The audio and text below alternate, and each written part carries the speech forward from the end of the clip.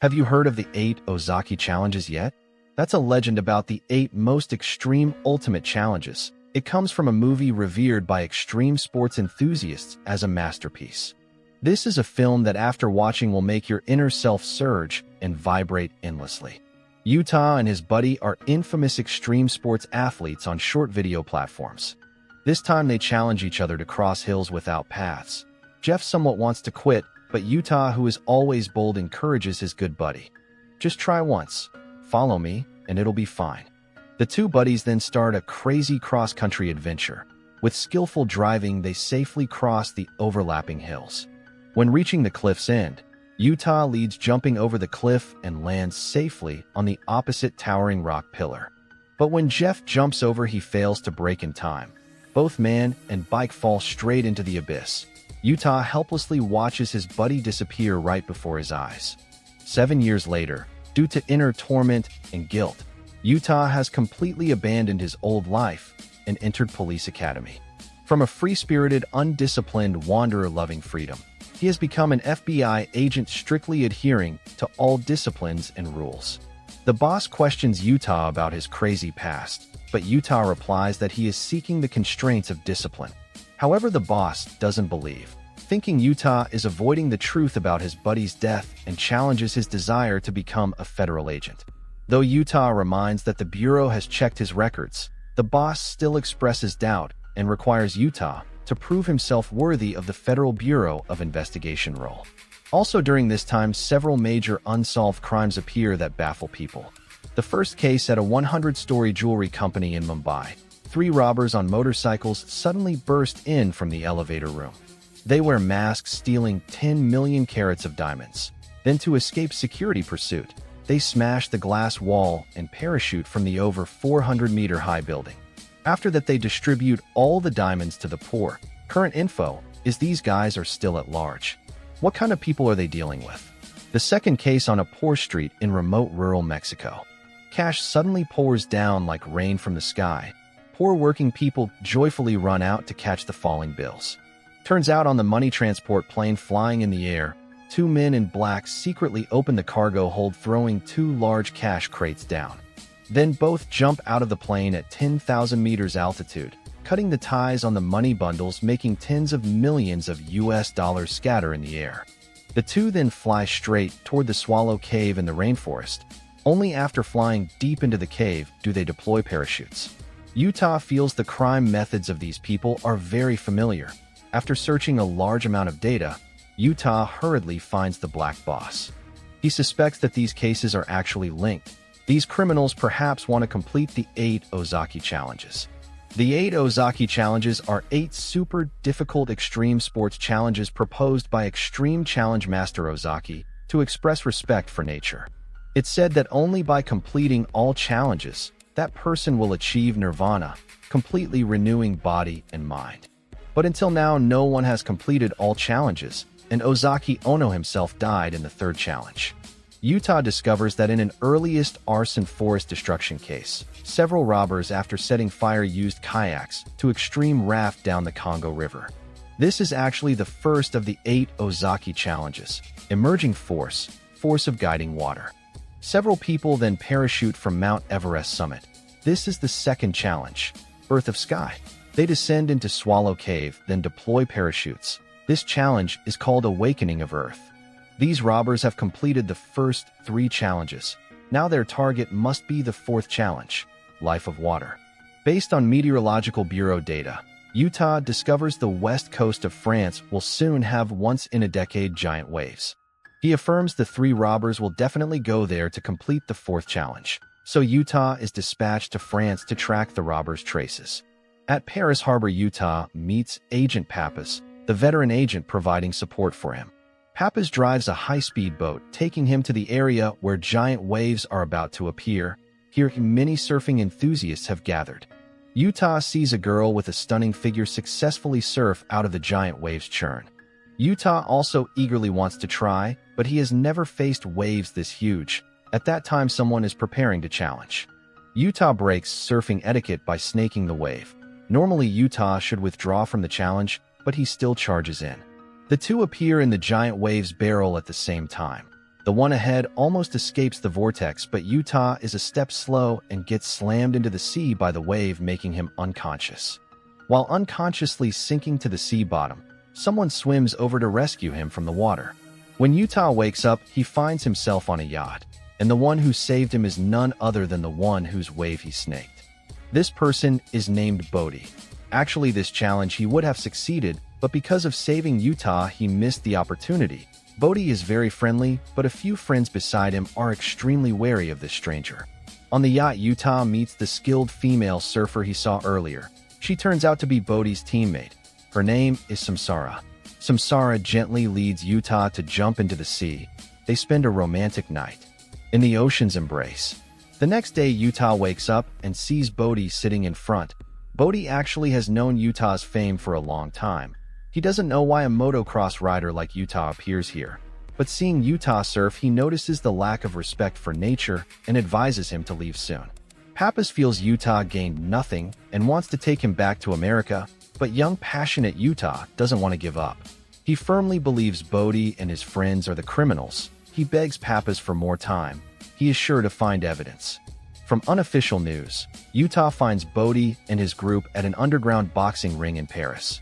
Bodhi's friends are shocked and angry seeing Utah appear again. They question how Utah found here. But Bodhi's leader lies that he told Utah. Clearly, he likes this young guy in front. Utah expresses desire to join their team. Bodhi then requires Utah to fight him. The two shirtless face each other, throwing fierce punches, blood splatters. But clearly Bodhi's boxing is stronger, and he knocks down Utah. Utah loses the chance to join the group, feeling very disappointed. Unexpectedly, Bodhi comes back to him and invites him to the Ozaki challenge. Breath of wind, life of wind. Utah follows Bodhi's group to the Alps, several carry gear climbing to the peak. One of them asks Utah to take out the rock. Utah, stunned, asks what rock. Turns out they played a prank, putting a heavy rock in Utah's backpack. But this rock is useful.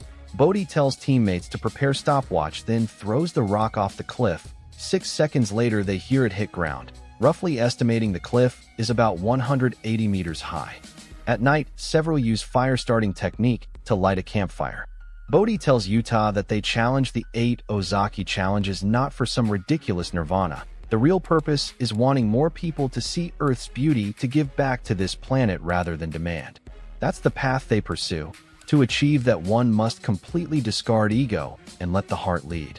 Bodhi concludes that if Utah walks the same path with them, then dawn will be the answer.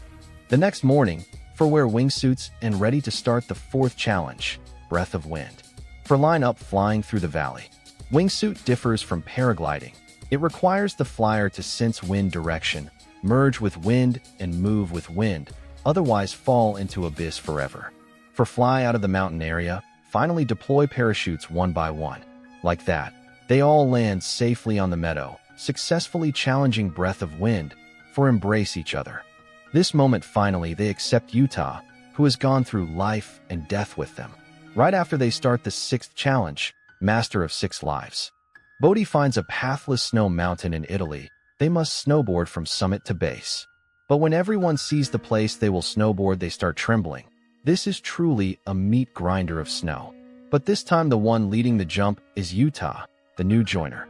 He seems to have restored his old bold and free adventurous instinct. Several shake heads then follow him, jumping off the cliff.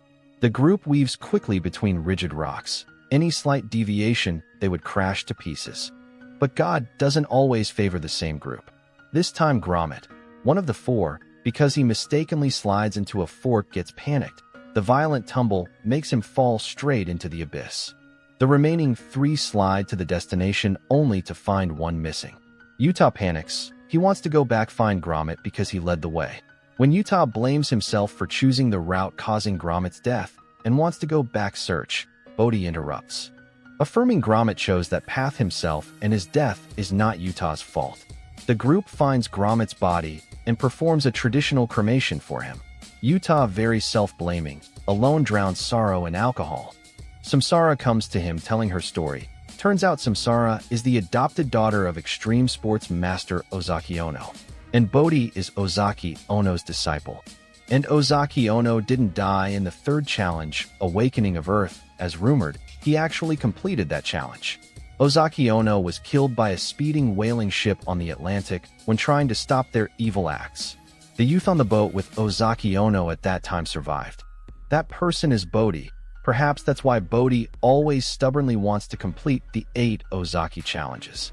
He has inherited his master Ozaki Ono's path, but it has become his obsession. While sharing thoughts, the two young hearts grow closer. Finally, they kiss passionately. The next day, Bodhi takes Utah to a mine exploited for 20 years.